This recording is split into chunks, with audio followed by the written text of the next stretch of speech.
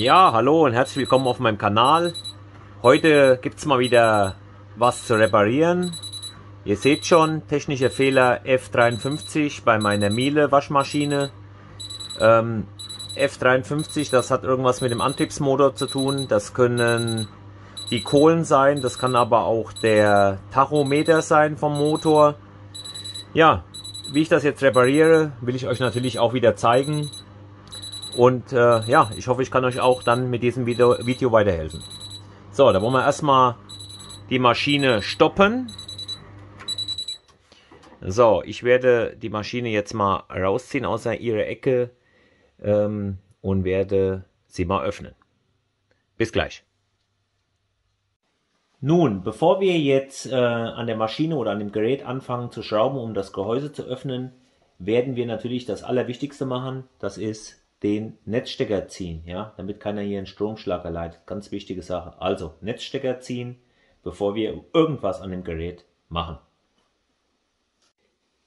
Ja, jetzt fangen wir hier an, hier an der Seite den Deckel zu demontieren. Hier ist so eine Kunststoffkappe drauf, die kann man ganz einfach hier mit einem Schraubenzieher, kann man die so wegknippen. Darunter befindet sich eine Torx-Schraube, die werde ich jetzt abschrauben.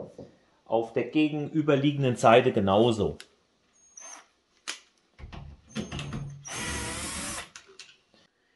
So, nachdem wir die beiden Schrauben entfernt haben, können wir den Deckel anheben und nach hinten wegziehen. Und so haben wir dann schon den Blick von oben in die Maschine rein. So, als nächstes holen wir hier den Waschpulver Einfüllbehälter raus.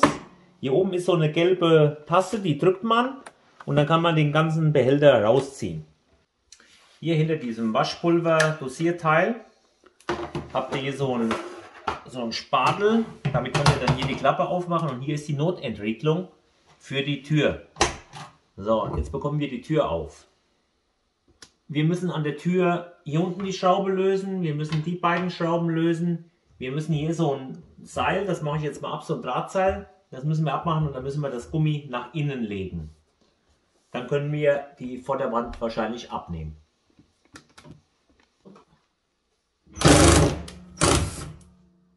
Hier den Schalter lösen oder den Türverschluss mit Schalter. Da ist ja auch ein Schalter drin. So, jetzt holen wir als allererstes mal hier das Seil. Das Drahtseil machen wir jetzt erstmal ab. Dazu müsst ihr mit einem Schraubenzieher hier die Feder hochholen und dann bekommt ihr hier diesen Ring ab. Jetzt können wir dieses Gummi hier nach innen legen.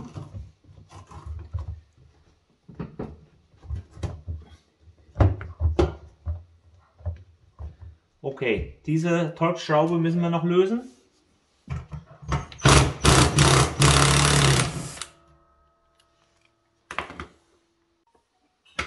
So, jetzt lösen wir noch die Fußleiste, nach vorne ziehen.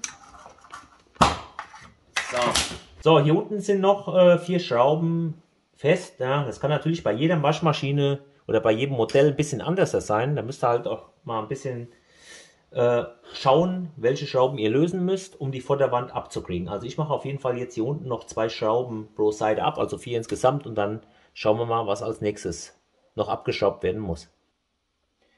So, jetzt habe ich die 4 Schrauben unten ab und schon fällt mir hier die Vorderwand entgegen. Vorsichtig, hier haben wir noch den Türschalter, den ich abgeschraubt habe. Ja, das alles vorsichtig entnehmen und dann vorsichtig die Vorderwand zur Seite stellen. Denkt dran hier, das ist Glas, nicht dass da was kaputt geht. So, jetzt haben wir hier unten stromführende Teile, also hier so Stecker, die müssen wir erstmal abmachen. Da sind hier so Clips oben, die muss man runterdrücken und dann kann man den Stecker quasi in die Richtung abziehen. So, jetzt habe ich hier 2 Gehäuseschrauben, die das Kunststoffgehäuse, also hier so ein Motorschutz ist das, der den vor Feuchtigkeit oder so schützt, die 2 Schrauben schon mal lösen und wie gesagt die stromführenden oder die Stecker, die an den Motor dran gehen, einfach abmachen, abmontieren. So, jetzt habe ich die Kunststoffabdeckung abgemacht. Jetzt sehen wir hier unten das Teil, was wir noch abnehmen müssen, wo wahrscheinlich die Kohlen drin sind. Das sind hier Nummer 1, 2, 3, 4 Torx-Schrauben. Die werde ich jetzt lösen. Nun, und nachdem ich jetzt die 4 Schrauben gelöst habe, konnte ich dann dieses Gehäuse, so sitzt es ja drin, konnte ich es so abziehen. Dann packt man am besten hier hinten so ein bisschen an und zieht es so vorsichtig raus. So, und dann sieht man auch schon, wieso ich meinen Fehler F53 hatte. Hier ist eine Motorkohle am Ende, ziemlich abgenutzt. Bei der einen ist noch ein bisschen was dran. Ja, jetzt baue ich meine neuen Motorkohlen, die ich unter anderem auch in meiner Videobeschreibung verlinkt habe. Jetzt für dieses Modell hier, ja, die tausche ich jetzt aus und ich zeige euch, wie das geht.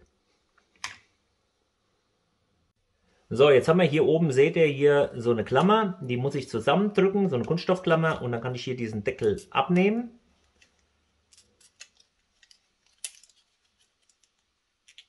So, und dann kann ich hier meine Kohle, meine Motorkohle hier, den ganzen Einsatz kann ich rausholen. So, ich habe mir jetzt eine Kombizange geholt, damit kann man vorsichtig den Stecker rauslösen und dann kann man diese ganze Kohleeinheit, die kann man ja, entnehmen. Jetzt habe ich hier bei meinem neuen, wenn ihr hier mal schaut, das ist jetzt der neue Gummi, der da drauf auf der neuen Kohle, der wird wahrscheinlich auch passen, aber der ist halt ein bisschen anders da. Der hat hier die Auskerbung nicht. Die Breite hat er zwar auch, geht wahrscheinlich auch mit diesem, aber ich nehme die alten, weil die kann ich hier so rauslösen und die sind ja auch noch in Ordnung. Dann habe ich es auf jeden Fall ganz gut ähnlich wieder zusammengebaut. So, das sind jetzt die neuen Kohlen. Die setze ich hier dieses Gummi wieder ein. Dann habe ich hier meinen Stecker. So, ich setze das hier so ein. Ja. Und den Stecker stecke ich jetzt hier wieder auf seinen Anschluss.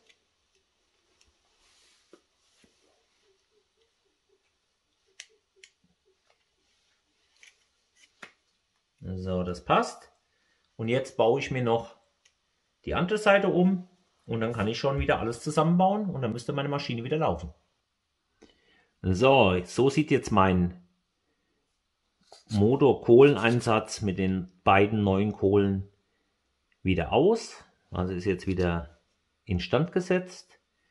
Jetzt muss ich natürlich noch gucken, wie bekomme ich das jetzt ordentlich hier auf den Anker vom Motor, ohne dass ich hier irgendwie mich verklemme. Das muss ich mal noch gucken. Das erzähle ich euch natürlich dann auch, wie ich das geschafft habe. Aber ich sage jetzt erstmal, das ist ja eigentlich keine Hexerei. Wenn man sich das 5 Minuten anguckt, kriegt das jeder hin. Die Kohlen haben, glaube ich, so um die 10 Euro gekostet. Also wenn man jetzt, gut, ich habe jetzt natürlich noch dabei gefilmt, das dauert natürlich dann noch alles ein bisschen länger, aber ich sage jetzt mal, wenn man sich hier dieses Video anguckt, macht die Vorderwand ab, wie ich es gezeigt habe, kann man alles so, denke ich mal, ja, in einer Stunde schaffen. So, ich habe den Einsatz jetzt relativ einfach drauf bekommen. Ich habe die eine Kohle beiseite gedrückt, habe die hier über die Welle so ein bisschen drüber geschoben. Dann hatte ich hier noch so einen Zentimeter Platz und habe dann diese Kohle auch ein bisschen rüber gedrückt und dann zack, war ich auf dem Anker drauf. Also das klappte relativ gut. Ich hätte gedacht, das wäre problematisch, aber das ging wirklich hier, 20 Sekunden war das drauf. So, jetzt schraube ich die 4 Schrauben fest, aber ich muss vorher noch diese Abdeckung hier, die kommt noch da drauf. Die muss noch vorher aufgeknipst werden.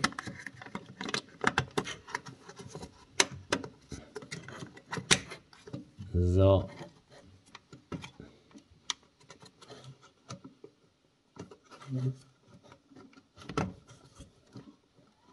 Okay, so, dann mache ich jetzt meine 4 Schrauben wieder rein. Und ja, dann das Plastikgehäuse wieder drauf. Das auch verschrauben und dann bauen wir langsam aber sicher alles wieder zurück. So, und wenn ihr irgendwann mal Probleme mit eurem Heizstab habt, dann seht ihr, hier ist genau das, oder hier können wir genauso vorgehen. Wir müssen auch die Vorderwand abmachen. Und da ist hier der Heizstab. Das ist das Teil hier, D2. Den kann man dann rausziehen. Der ist so mit so einem Gummi befestigt. Ich will ihn jetzt nicht rausziehen. Wenn er kaputt wäre, würde ich es natürlich zeigen. Aber den zieht man komplett hier raus, den Heizstab. Macht die Anschlüsse ab. Einen neuen Heizstab wieder rein, Anschlüsse drauf. Und dann wird der Heizstab auch repariert. Das ist eigentlich auch, kommt man auch gut dran. Wenn man weiß, wie man die Vorderwand abmacht, ist es auch kein Thema. Gut, ich schraube jetzt zusammen und dann testen wir natürlich mal wieder, ob die Maschine dann auch läuft. Gell? Ja, den Kunststoffdeckel habe ich drauf. Da war auch noch so eine Spitze hinten an dem Deckel. Der wurde hinten so einarretiert. Also da guckt auch bitte nach, guckt euch genau die Teile, die ihr ausbaut, an, wo eventuell noch was reingesteckt wird. Auf jeden Fall hat das relativ gut wieder gepasst. Jetzt mache ich meine beiden Stecker noch wieder drauf und dann kann ich schon wieder mit der Montage der Frontpartie beginnen. Nun, bei der Wand einbauen habe ich jetzt Folgendes gemacht.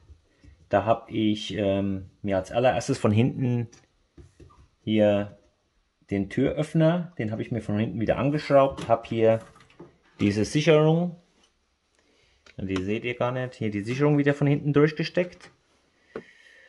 Und ja, jetzt kommt hier diese dicke Schraube wieder hier unten rein. Und dann werde ich wieder das Gummi hier mit dem Seil spannen. Sind jetzt die nächsten Schritte.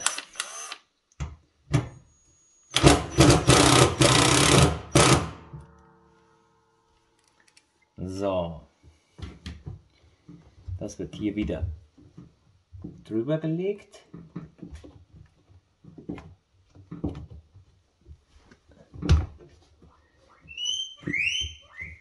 Ja, was ihr hier hört, sind meine Meerschweinchen. Die haben Hunger, die kriegen gleich was.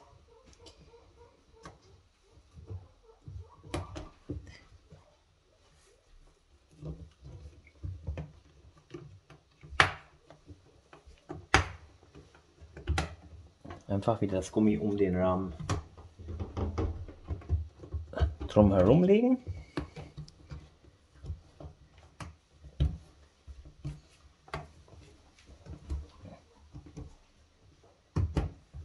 So, Dichtung sitzt wieder. Jetzt nehmen wir das Drahtseil, legen das oben ein. So, ich habe mir jetzt das Drahtseil hier so rumgelegt und führe es jetzt langsam so hier nach unten und dann lasse ich es los. So, gucke ich nochmal überall, dass es richtig sitzt. Jawohl, das ist so. Dann kann ich jetzt den Deckel aufschrauben. So, hier haben wir diese Halter vom Deckel hinten, wird der Deckel so von hinten eingeführt und dann nach vorne umgeklappt.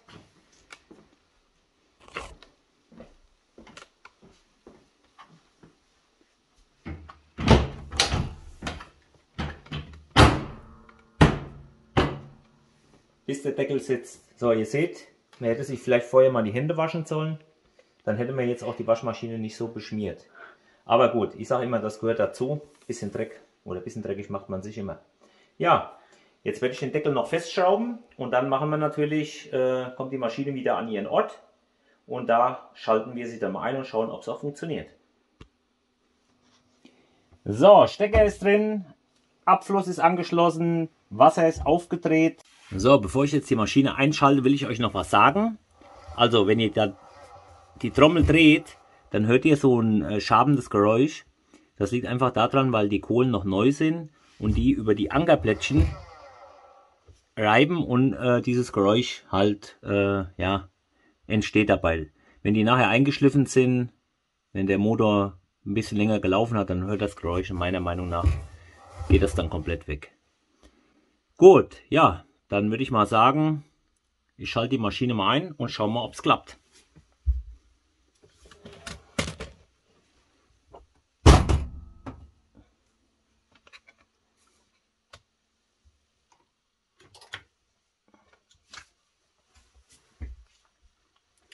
So, ich stelle es mal auf Schleudern, damit wir auch sehen, dass der Motor läuft.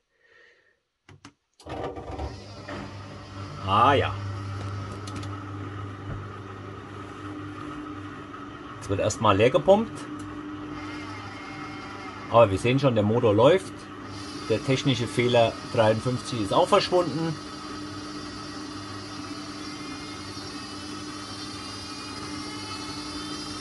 Ah, jetzt beschleunigt sie langsam. Ja, meine Waschmaschine läuft wieder. 1 Stunde Arbeit, 10 Euro investiert. Ich denke mal, das kann man in Kauf nehmen. Ja, und dann bedanke ich mich, dass ihr zugeschaut habt. Ich hoffe, ich konnte euch helfen. Und dann macht's gut. Bis zu meinem nächsten Video. Daumen hoch und Abo dalassen, wenn es euch gefallen hat. Ciao.